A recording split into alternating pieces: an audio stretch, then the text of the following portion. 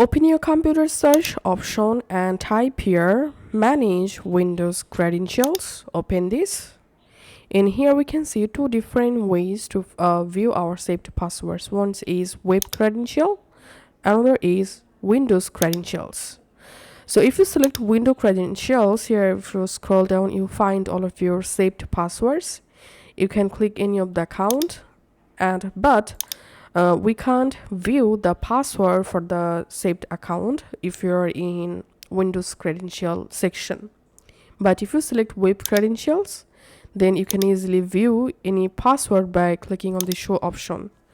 If you have any password lock on your computer, verify the lock and your password will be visible here. Now let's see the second method to view saved password. Go to your computer default browser and click this three dot, hover over on passwords and autofill, click on Google Password Manager. In here, all you have to need to search for the account you want to check password for. Let's type Facebook for example, and verifying my computer password. And here you will find all of your saved passwords.